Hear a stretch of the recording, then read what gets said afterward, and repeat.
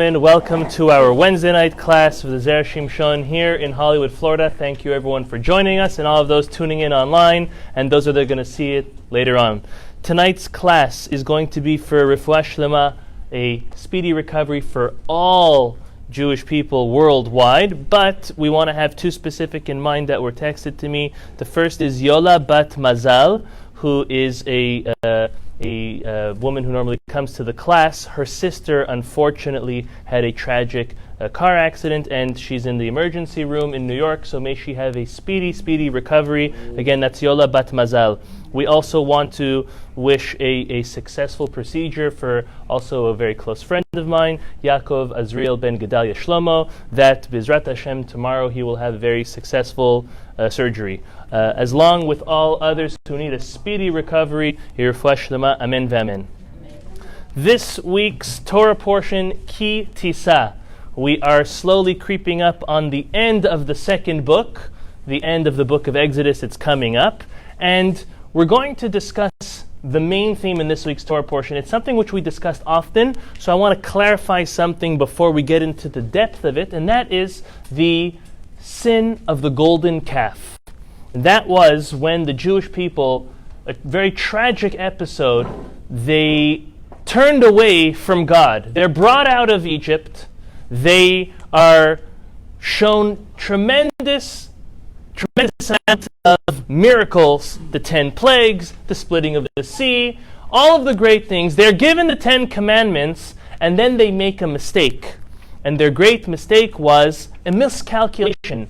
Right? In life, people do make miscalculations. So let's understand the miscalculation the Jewish people made when it came to the creation of this golden calf, which was another deity, a god that they started serving. Can you imagine, after all of the amazing miracles God performed, that they're going to go and they're going to look for another god that's gold? I mean, it's not anything spiritual. I think we mentioned last week that it was the influence of the mixed multitude, of the Erev Rav, the Egyptians that came along with the Jews. It was their idea to come up with a golden calf. But still, how did the Jews ever give in to and decide to worship this golden calf? So, it was on the 7th of Sivan, which was not too long, approximately 50 days after the Jewish people left Egypt. And that was the day that God summoned Moses up to the heavens for the top of the mountain for 40 days and 40 nights. The Jews, they counted, 7th of Sivan, that should be day 1. However, since it wasn't a complete day, and a complete day according to the Jewish calendar is night and day, just as the creation of the world was, Vayhi Erev, Vayhi Boker, Yom Echad, it's a night and a day which culminates a complete 24 hours according to the Torah. Since it wasn't whole, they were expecting him to come down on the 16th of Tammuz, which according to them was 40 days later. Midday of the 16th of the Tammuz comes along, and he wasn't there. The Jews started panicking, right? Jews love panicking, unfortunately. And they didn't know what to do. All of a sudden, the mixed multitude says, your God's gone, our God's on. And that's what they did. They said, everybody collect gold, we're making a new God. Hur jumped up and he said, absolutely not. And they murdered him for doing so, for standing up for what's right. Next is they looked to Aaron, who was second in command, Moses' brother.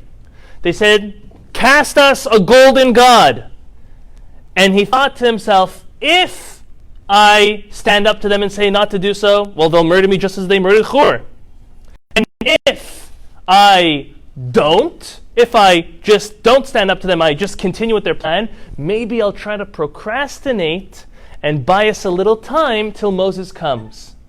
And then he said, what's the hardest thing to get a Jew to do? Stop eating. Close.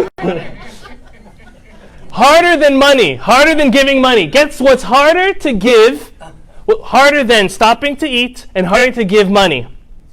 Getting money. Follow directions.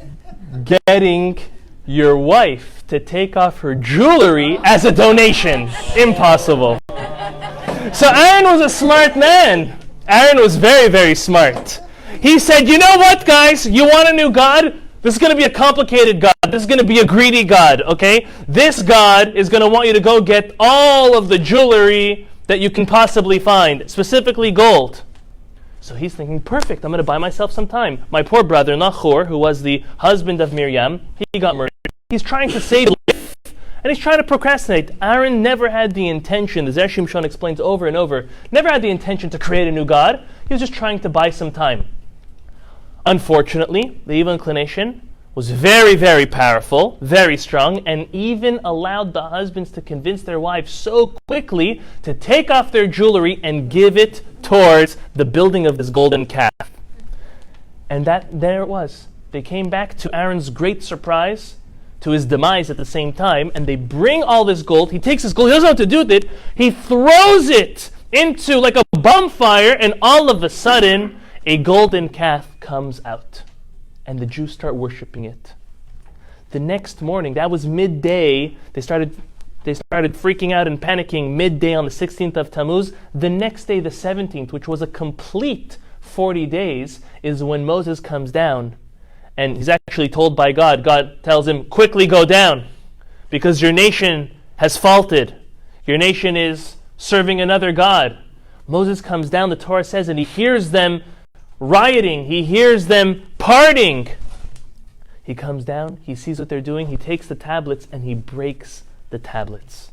This is in a nutshell the episode, the unforgivable, unforgettable, tragic episode of the golden calf.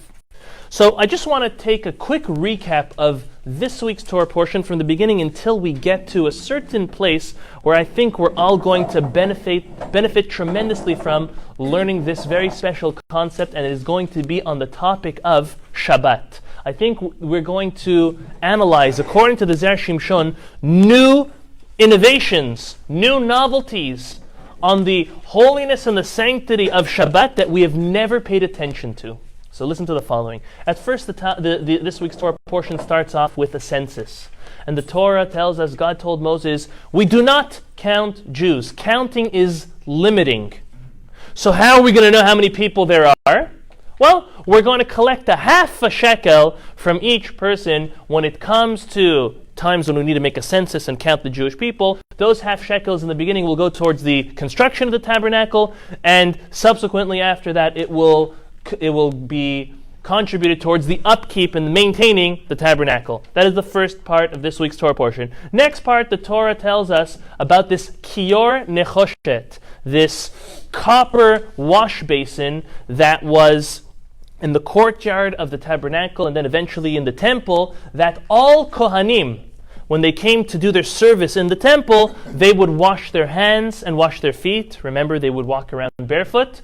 And the dimensions and specifications of this wash basin is mentioned. The next part is the anointment oil. The Torah tells us that every single one of the vessels and each and every one of the Kohanim, including Aaron and his children, were anointed with a special oil mixed of spices and oil. It was put on each and every vessel, as well as each and every single of the Kohanim. This practice was continued even after the tabernacle during the time of the temple. It was also used as a way to anoint and to appoint the kings of Israel. They were also, right, as we know, that Samuel anointed not only King Saul, but also King David.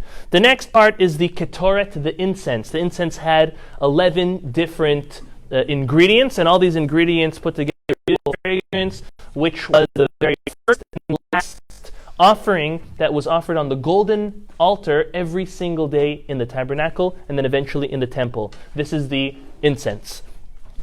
Next, God designates Bezalel to be the chief architect and builder for the tabernacle. We have our very own over here. Wave your hand. Talking to you, Yehuda.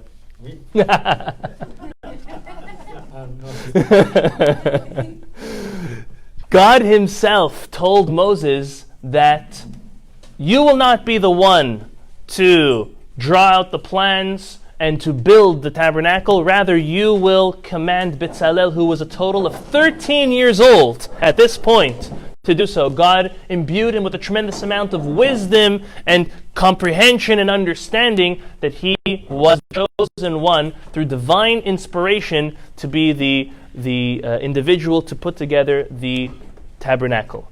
Then God makes a very interesting warning, and this is what we're going to pay attention to. You'll find it on your papers as source number 1. It's in Exodus chapter 31, verse 13. There are more papers if anyone came late and needs some more. Okay. God warns the Jewish people to make sure to observe the Sabbath.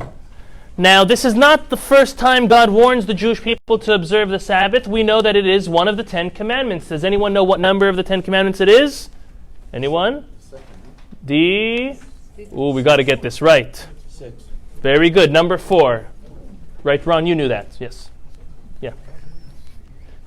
The 4th commandment was, or is, observing the Sabbath. What need does the Torah have to do to remind us, make sure to observe the Sabbath right now at the culmination of the orders to build the tabernacle? And that is precisely the answer. The Talmud, Rashi also tells us that the Jewish people were so excited, so enthusiastic with their new project that they had. You know what their project was? The building of the tabernacle, which, by the way, was a way that they could atone and they could fix up the big mistake that they did with the sin of the golden calf. And this was what God was telling them. You're so excited and enthusiastic to build this tabernacle. However, do so for 6 days. On the 7th day, do not. You shall rest. The construction of the tabernacle, as important, as lofty, as holy as it is, shall take a break in its construction on Shabbat. And this is why it is juxtaposed over here. We also learn that all of the 39 types of ways, melachot, creations, work that was used to construct the tabernacle are the sources of I would say, categories for each and every one of the things which we do not do on the Sabbath. That's for another class to go through all 39 of those. It's a very interesting one. However, let's look at this week what it says in the book, in the Chumash. Again, source 1. Ve'ata tedaber el bnei Yisrael. God says, speak to the Jewish people. Ach et shabbatotai tishmoru. Says, only keep my Sabbaths, meaning, be sure to keep the Sabbath. Ki oti beni uvenechem. It is a sign between me and you, God says. Ledorotechem, for generations, ladat ki ani Hashem mekadishchem. So that you know that I, the Lord, make you holy. So we learn from this verse that when we observe the Sabbath, when we keep the Sabbath, as we're going to soon see some very interesting specifications, we are making ourselves receptacles for holiness and blessing by God Almighty, as he writes in this week's Torah portion. The Zera Shimshon asks 4 very interesting questions. I think 1 or 2 of them we might have thought of, but 2, I don't know how many of us would have ever caught on to this. Look how beautiful. If we take this verse and we look at the 9th word. The 9th word is the word shabbatotai, which means Shabbat. But shabbatotai is a plural way to say Shabbats. In Hebrew, you could say Shabbatot. Shabbatotai are my Sabbaths with an S. So the Zera Shimshon wants to know, why is the word Sabbath being written in plural in this verse? It should say Ach et Shabbat tishmoru. Why does it say shabbatotai in a plural manner? That's question number 1. Question number 2, why is the word ach? Ach meaning but or only. Is that the only commandment that we have to fulfill as Jews? Only the Sabbath? No. Okay. 2 other very interesting questions. Look at source number 2. This is an excerpt from the first of our 10 commandments. And the 4th commandment is Zachor et Yom HaShabbat lekadesho. Translated is, remember the Sabbath day to sanctify it. That is the fourth commandment. Skip down to number 3 set of tablets. It doesn't say Zachor, remember the Sabbath day. It says Shamor et Yom HaShabbat lekadesho. Keep the Sabbath day and sanctify it. So the Zera Shimshon is all of our question. Why change from remember to keep or to guard? Why Zachor is changed to Shamor? Good, simple question. That question we all had. This question we may not have. If we look at source 4 is a follow-up on the fourth commandment in the first set of tablets. It gives a reason why we need to keep the Sabbath. And this is something many of us don't always think of. In our Torah, there are some commandments or some restrictions which make sense to us, and there are some that don't. And guess what? We got to do them all. However, the ones that make sense to us, we have an obligation to learn about it, to connect to it, to see the wisdom, the beauty, the infinite intelligence of the Almighty through the reasoning, through the understanding. Like it's obvious, each and every one of us understand it's very important to say the truth and not take don't take something that's not yours, and to never raise a hand against someone else unless it's self-defense. All these things make sense. These are all laws in our Torah. There are also laws in observance which have reason to them. So the reason why we keep Sabbath, as it says it in the first tablets, is, look at source 4, Ki sheshet yamim asa Adonai et hashamayim ve'et haaretz, et hayam ve'et kol asher bam. It took God 6 days to make the heaven, the earth, the sea, and all that is in them. Vayanach bayom hashavi, and then God rested on the 7th day from creation. Al ken berach Hashem et yom HaShabbat v'kadesheo, and therefore God blessed the 7th day for us to sanctify it. So very simple answer. This is the answer I probably would have had most of you give if someone comes and asks you, why do you keep the Sabbath? Why don't you go to work on Saturday? Why don't you do all the things you normally do during the week on Saturday? Answer is, God created the world in 6 days. We stopped from creation on the 7th day, just as God stopped creation on the 7th day. We are emulating the Almighty as He told us to. Very good. All good until we look at the reason the Torah gives us on the second tablets for the keeping of Shabbat. Look at the following. Source 5. This is in Deuteronomy chapter 5, verse 15. It says, this is right after the fact that the Torah says, Shamor Yom HaShabbat. It says, V'zacharta ki eved ha'ita be'eretz Mitzrayim. You shall remember that you were a slave in the land of Egypt. Vayotziacha Hashem Elokecha misham biyad chazaka ubizra netuya. And God took you out of there, took you out of Egypt with a strong, mighty, stretched out arm. And therefore, tzivecha Hashem Elokecha lasot et yom HaShabbat. Because of that, God told you to observe the Sabbath. We got a major problem over here, ladies and gentlemen. According to the first tablets, God tells you keep Sabbath because He Himself rested on the 7th day from creation. Okay? But on the second tablets, it says, no, you know why you keep Sabbath? Because God took you out of Egypt. You were a slave in Egypt and He took you out. That's a very big question. This is a question that's normally not spoken about. The Zera Shimshon addresses it head on, and he's going to give us a tremendous answer, beautifully tied into the concept of the sin of the golden calf. Look how beautiful. He says as follows. There is the Talmud in Masechet Eruvin that tells us that at the moment that the Jews accepted the Torah, the evil inclination was completely separated from them. It had no more power over them. By their commitment of saying, Na'aseh v'nishma, we will do and then we'll understand. We will do, and then you'll tell us exactly how to do it. We are just committing 100% to God. The evil inclination completely had no power on the Jewish people, the Talmud says. Furthermore, no other nation was able to ever dominate the Jewish nation, because it was so obvious that God was going to be there for the Jewish people 100% as they committed to Him.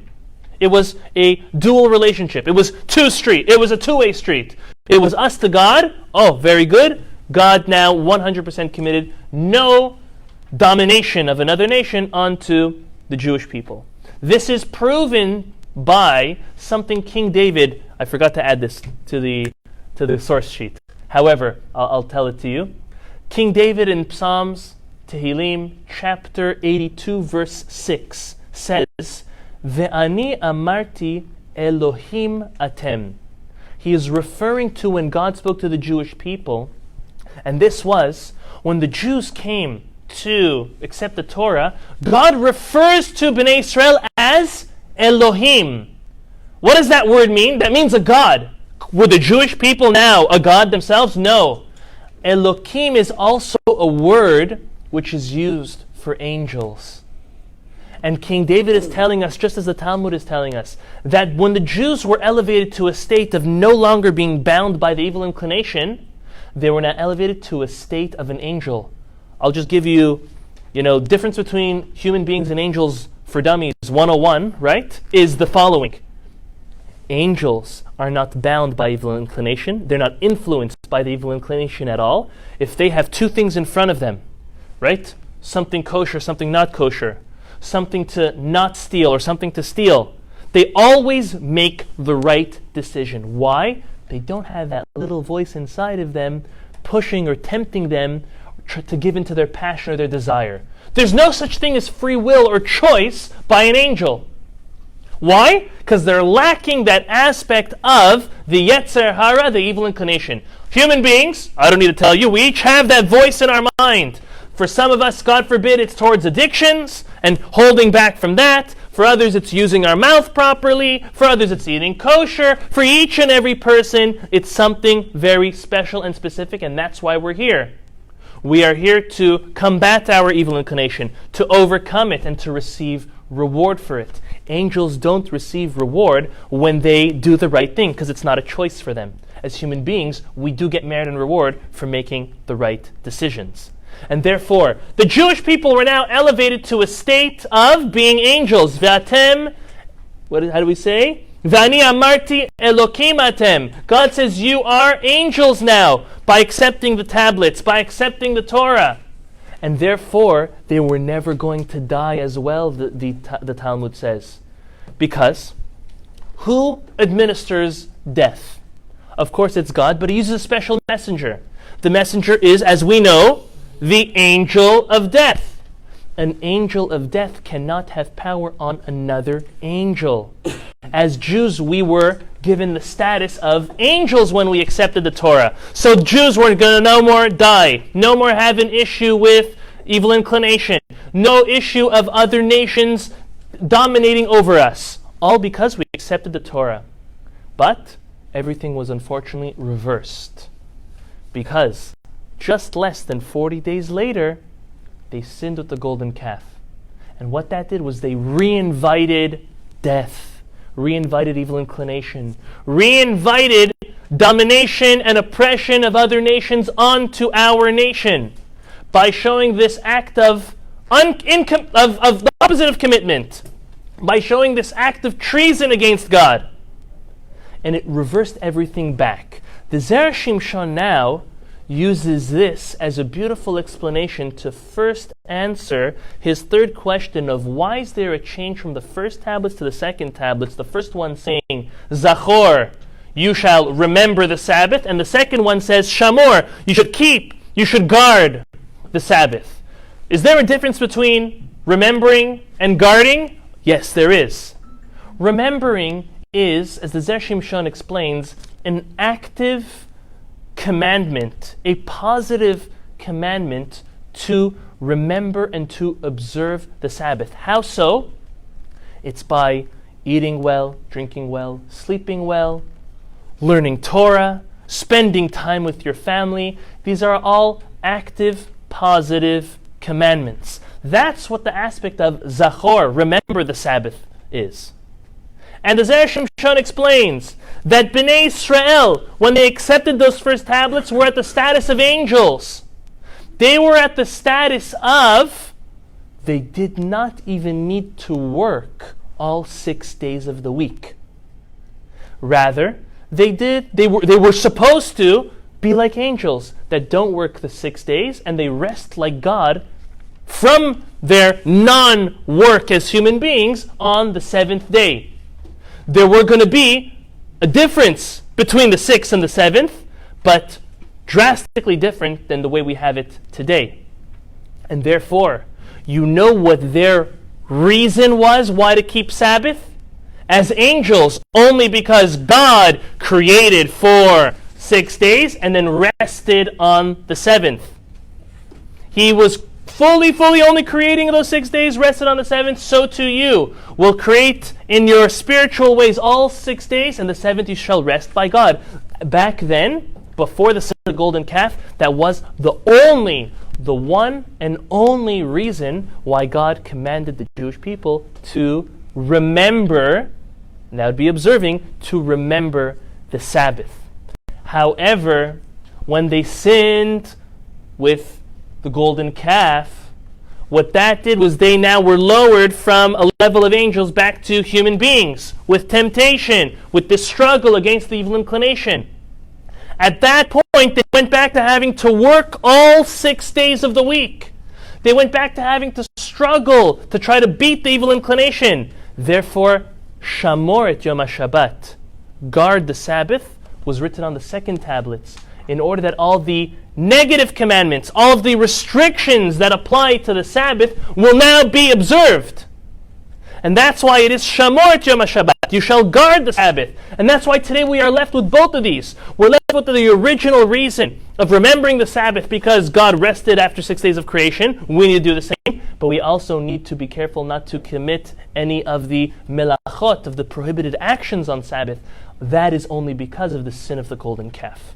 So that answers the second two questions of why the change of name, or the word, rather, from remember to observe, and the change of reason. Because the Jewish people, we have to remember, were completely different before and after the golden calf. Just as humanity was completely changed and different before and after Adam and Eve ate from the tree of knowledge. That much of a difference as before and after, meaning before the evil inclination was separate from Adam and Eve. After they ate from the tree of knowledge, it was part and parcel with Adam and Eve. So too, before the golden calf, after the Jews accepted the Torah, they were completely separated from the evil inclination. After they sinned with the golden calf, they worshipped the golden calf, they now became, again, different and now stuck with the evil inclination. To answer his other question, let's see where I'm up to.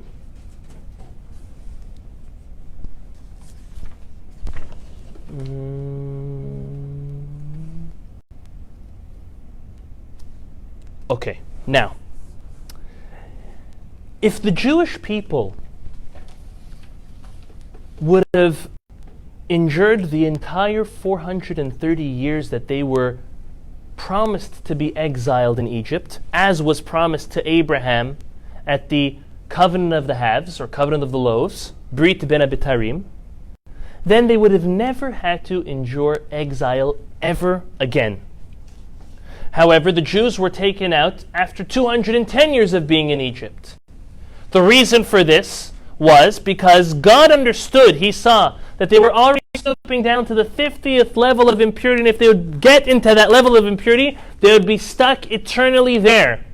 For that reason, He quickly pulled them out before it was too late. That's why the Jewish people were rushed to leave Egypt. This is coming up for Passover. Many Sephardics have a tradition to take the Seder plate and to go around the table over each person singing Bibhilu Yatzanu Mimitzrayim, and everyone has a different tune. Bibhilu. There's different, I guess. That's what it means. So Bibhilu is the Aramaic, it's an Aramaic word. And the meaning of that word is in a hurry. Because in a hurry, we left Egypt. In a hurry? We were there for 210 years. What's the hurry? God was quickly forcing the Jewish people out of Egypt because it was time. The time has come. If they didn't leave at that moment, then unfortunately they could have got stuck in that depth of impurity and never shaken it off. What we learn from here, the Zera Shimshon says, is that when they accepted the first tablets, they were now at a level of they would never have to go back into exile. When they sinned with the golden calf, they now had to go right back into exile. When they accepted Naaseh v'Nishma, when they accepted the Torah full-heartedly, even though they owed time for the complete 430 years in exile, however, when they said, no, God, we're 100% with you, God wiped that off. He said, I'll take that off the credit. We're not going to have to owe you any exile. But when they sinned with the golden calf, unfortunately, they now got back to regular law. You have to pay back for the time that you were taken out early. That means that the reason why we keep Shabbat after the sin of the golden calf is to remind us where God took us from. To remind us that when He took us out of Egypt, He did so on condition to keep the Sabbath. Now the Zera Shimshon explains, the Torah is teaching us that God is telling us how to stay safe in exile. Something that will protect the Jewish people as a complete nation in exile is through keeping Sabbath. And he proves it from the verse. The verse is that last verse. It's on page 5. It's on source 5, the bottom of the first page. It says, you will remember that you were a slave and God took you out of Egypt. How? Biyad chazaka u'bizra netiyah, with great strength and a stretched out arm. Because God took you out early, al ken, therefore, tzivecha, He commanded you to keep the Sabbath. We see the Zera Shimshon says that since God took us out early, that's why He gave us Sabbath. When God took us out early, He was taking us early but compromising. Will we need exile or not?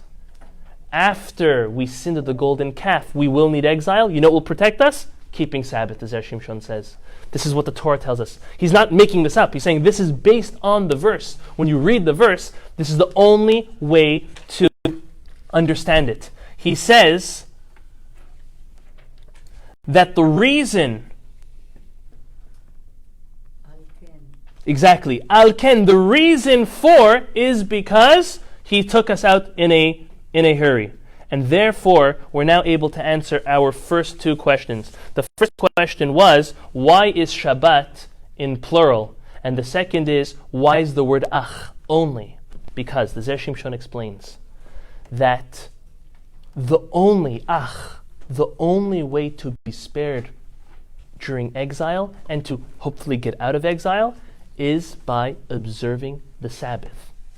Why in plural? Because the Talmud tells us that if the Jewish people were to completely observe as a nation 2 whole Sabbaths, the Mashiach would come. So therefore, when it says, Ach et Shabbatotai, only, you know the only way to get out of exile? Shabbatotai, keep 2 Sabbaths. Those 2 Sabbaths will guarantee the Jewish people to come out of their exile and have their final redemption, have the Mashiach. What we learn from here is a tremendous power, I will say a lesson to survival for the Jewish people. Now, to many of us, it's maybe not so comprehensible. Rabbi, how different is it if I turn on the light, I don't turn on the light? If I walk up the stairs or if I take the elevator? If I watch TV or I don't watch TV? If I use the phone, if I use the car or not? Rabbi, at the end of the day, I'm still resting. How does that make a difference? We have to recognize, we have to understand that when God is telling us that this is the key to our survival in exile and the hopes of getting out of it, there's a reason for it. I broke it down to 4 main categories. This is my opinion, and you welcome to add on or to subtract. This is what I truly feel is the most beneficial from our Sabbath, from our Shabbat. The first is that it maintains family unity. The fact that we're able to come around the table with our children and our grandchildren and recite the Kiddush and to break bread and to have a meal all together and to speak of our week and to reconnect, that is something that, as a family unit, if we do not do, we will just keep on growing apart. Naturally, every child, every family member is interested in something else. Some are going off to be doctors, some to be lawyers, some in business, someone would like to be a chef, some are still in school. Each and every family member is kind of going in their own direction, which is fine, which is encouraged. That's okay. But the Sabbath reunites everybody, puts everyone back on the same page, puts everyone back on track and in touch with each and every one of their family members, which is an absolute need and importance. That is the first main benefit of the Sabbath.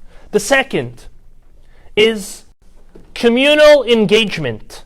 The fact that as Jews we're able to congregate in a synagogue, in a house of worship, is so important. It's important on many levels. It's important on social levels. It's important to enhance our prayer as the masses, to see friends, to see family, to come together. There's no greater feeling than coming together in camaraderie in order to observe the Sabbath. That's the second. The third is prayer. Sabbath, on Shabbat, we understand we have a longer prayer, we have beautiful melodies, we're able to hear the weekly Torah portion. This is something that we don't have the time for or the allowance during the rest of the week to have. It is a beautiful time to recite extra Tehillim and other prayers. It is a very special time designated for prayer. And the fourth is, it is an extra time to spend learning Torah. During the week, people have work from morning till evening, and then family duties, traveling duties. On Sabbath, we stop. We stop from all that and we have extra time. We have extra time to sleep, to eat well, to drink well, spend time with family, introspect, pray, and also learn Torah.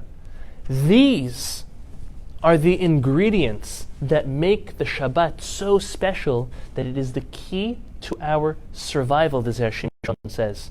God implanted it only for the second tablets, only after the sin of the golden calf. Because before that, we were like angels. It was obvious we'd only do that. However, when the Yetzer Hara, when the evil inclination joined us again through the sin of the golden calf, we needed Sabbath for another reason. Not only the reason of God created the world in 6 days and rested, we create all 6 days and we need to rest. That's one reason. We have another reason, that God took us out of Egypt. He took us out of slavery and bondage. He gave us the Torah, the greatest gift ever. And because of that, He told us, He took us out quickly, but He gave us something. He traded it off with the gift of Shabbat, the gift of the key to our survival. And this is one thing, before we move on to the second part of this evening's class, this is one thing that we need to take advantage of. As Jews, we need to take advantage of our Shabbat. Maybe before I move on to the next part, I want to explain a major misconception, and that is based on a story of an individual who was visiting China, ironically, okay, don't go nowadays, and he was staying at a hotel, and there was no Sabbath elevator. So, what does an observant Jew do when there's no Sabbath elevator?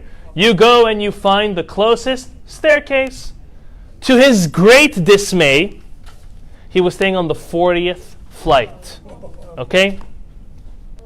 So, he's approaching the elevator, or the reception area, and he asks the fellow, where is the staircase? So he says, what do you need a staircase for? You're staying on the 40th floor, Mr. So-and-so. Just take the elevator. No. it's my Sabbath. I need to take the staircase. Okay, shows him the staircase. Goes to the staircase. He's walking, and when he gets to floor 20, he's already huffing and puffing. And there's another worker that finds him in the staircase, and he looks at him and he says, "Sir, are you okay? You look like you're going to have a conniption. You're going to just pass out. What's going on?" He looks at him and he says, "Today's my Sabbath. I can't take the elevator." So the man looks at him and he says, "Sorry, here in China, we don't know from Sabbath. What does that mean in English or in Chinese?" Okay? So he tells him, "Well, it's my day of rest." And the man is dripping in sweat from head to toe. He's huffing and puffing, and he's thinking to himself, day of rest. Doesn't look like I'm resting so well. What am I doing? In good faith, he went up the next 20 flights. He made it, and he was good. But that's a real question we would ask ourselves. What is the qualifications of a day of rest? Does it mean hiking up 40 flights or pressing that good-for-nothing button that's going to get me up in 2 seconds? So if you translate rest as work, well, then we need to define what is considered work and what is the definition of rest. See, to many, rest on Sabbath could be lying down on the couch, turning on the TV, and I am resting, and this is my Sabbath. This is my Shabbos. Is that what God's intention was when He told us to rest on Shabbat? We have it in this week's Torah portion. It's something we need to know. It's coming up in a couple days, and guess what? It's coming up 7 days later. And wait, 7 days after that, and 7 days after that. It's every week we have Shabbat. We better understand what we're resting from. So, in order to understand what we're resting from, we have to remember why we're resting. And that is based on the first and primary reason why we keep Sabbath. We read, because God created the world in 6 days and then rested on the seventh. Now let's pause for a moment. Do we ever imagine that God worked hard to create the world? That He strained Himself in creating the world? Absolutely not. There is no might and no power which is too great for the Almighty, because He's above all that. So when He created the world, He wasn't creating out of hard work and then resting from working hard. On the contrary, He rested on the seventh day from that which He did during the sixth. What was He doing the whole first sixth? He was creating. And therefore, we have to cease and rest from creating on Shabbat. When you take that definition of rest, of the opposite of creation, meaning resting from creating, that now redefines your day of Sabbath completely.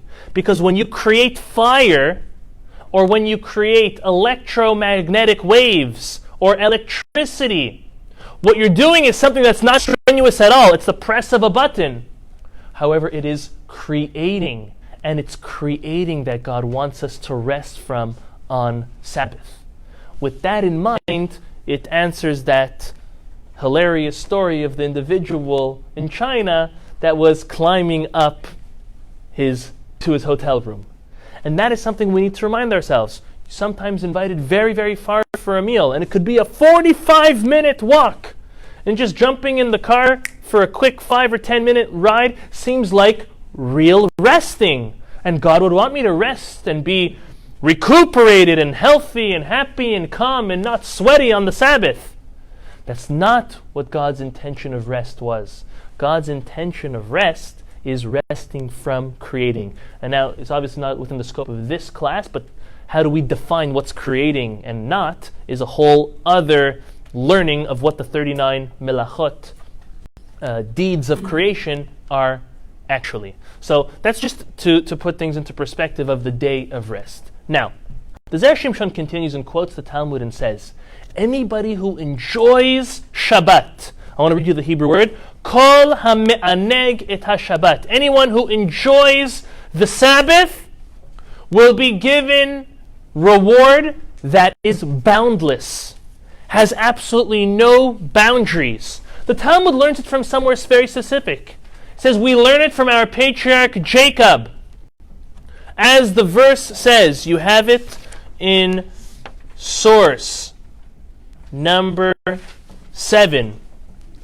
Source number 7 says, Az tit'anag al Hashem. This, by the way, this verse we have, according to the Sephardic Kiddush, we say it before V'shamiru, which is in this week's Torah portion. That's quoted in number 6 in your handouts.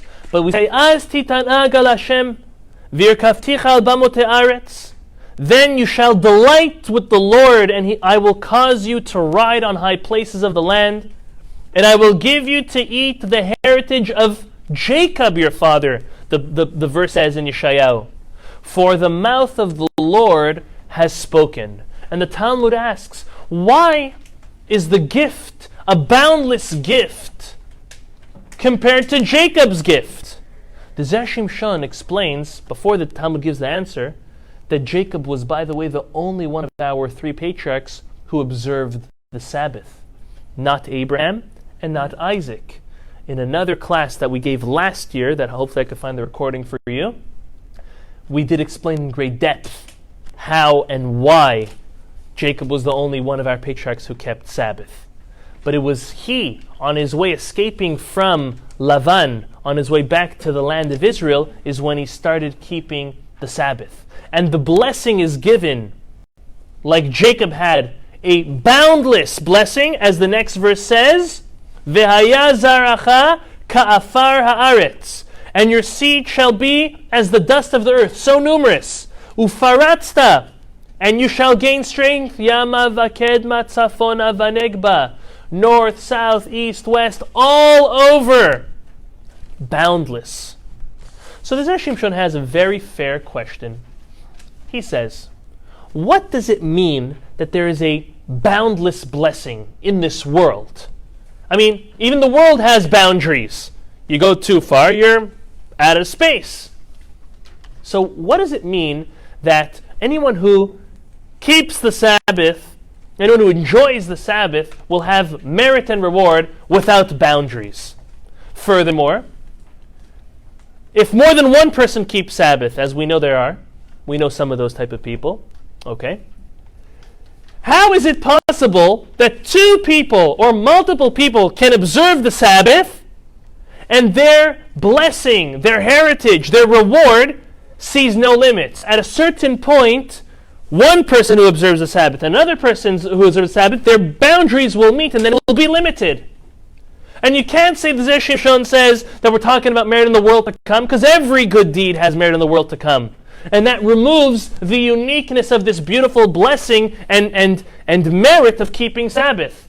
So how could it make any sense that the keeping of the Sabbath guarantees boundless blessings, asks the Zera Shimshon? He says as follows. He says, God, all he really, really wants is to bestow blessing and good onto each and every one of his creations. Ideally, that's all he really wants. However, there is a combating force, and that is the midat hadin. Meaning the first part is midat harachamim, the side of loving compassion that God has, but there's also judgment. And this judgment is brought about by a person's shortcomings and misdeeds. So there's this constant battle between loving kindness and judgment.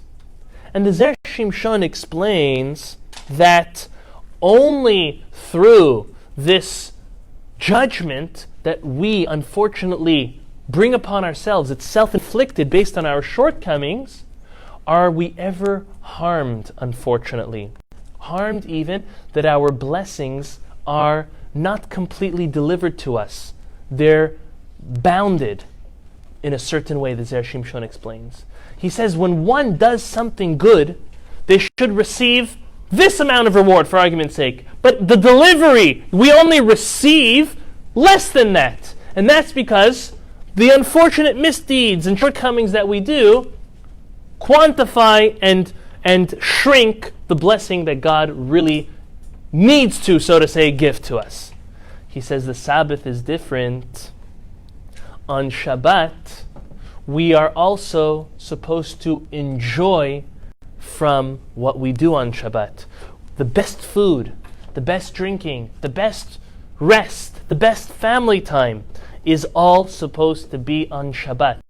One may think, oh, maybe we're not going to receive our full reward, our full merit for it, because we're enjoying this from the Sabbath, and that could be maybe even giving in to our evil inclination. The Zera Shimshon says, no, Sabbath is different.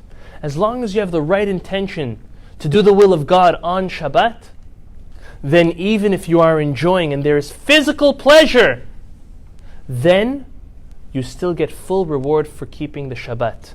That means when a person does something and they're giving into their passion, they're giving into their desire, although it's kosher food, although it's something you're allowed to do, but if you're giving into your passion, your desire, you're still feeding your evil inclination. And that's what holds back from the full merit. On Shabbat, there is no such rule. Why? Because the Zohar tells us that on Shabbat, even the evil prosecuting angels all take a rest. The fires of Gehinnom, the fires of hell, are shut off on Shabbat. Shabbat, everything, all of the creation takes a rest.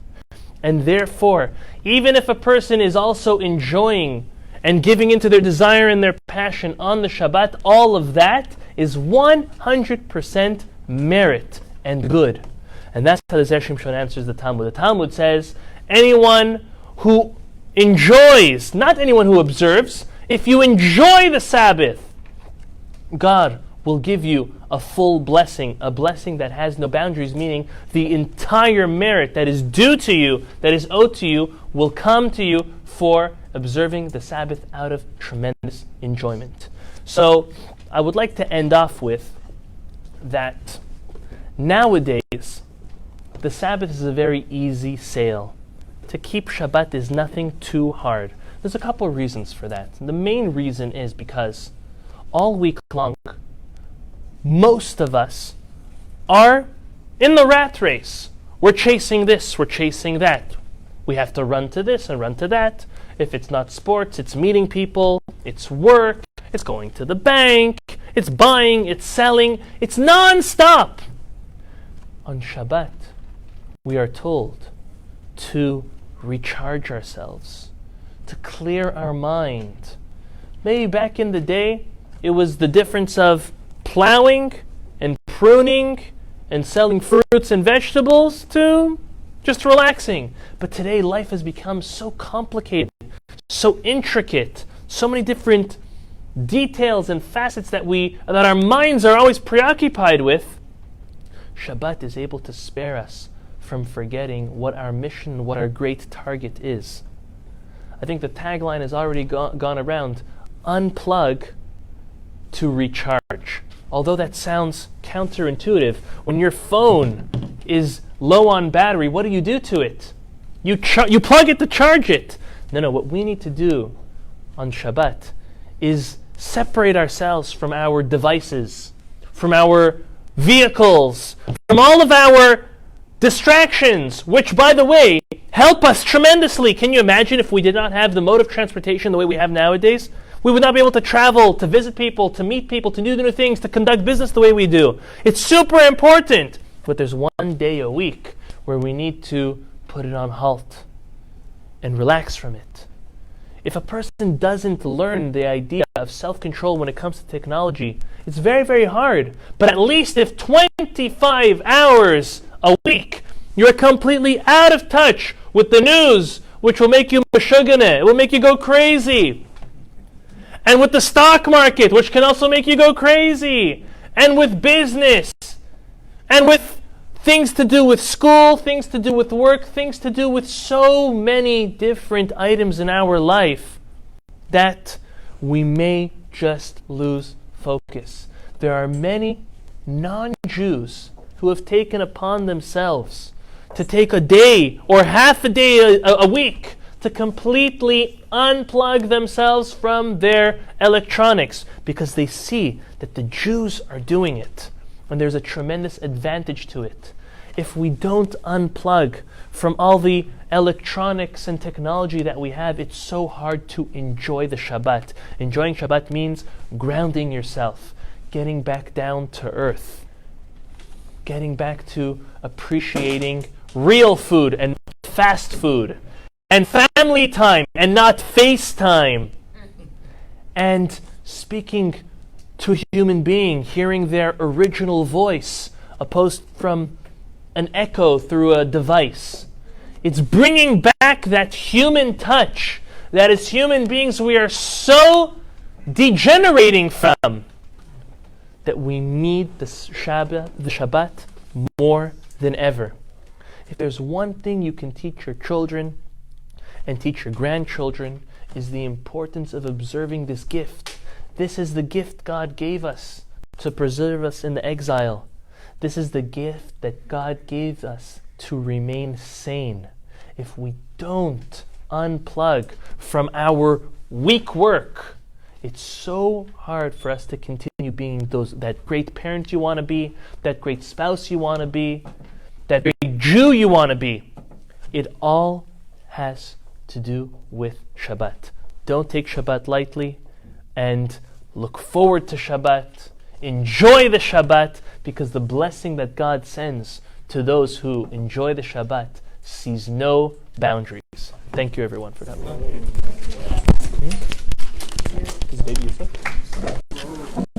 guy that wanted the 40th floor did not get his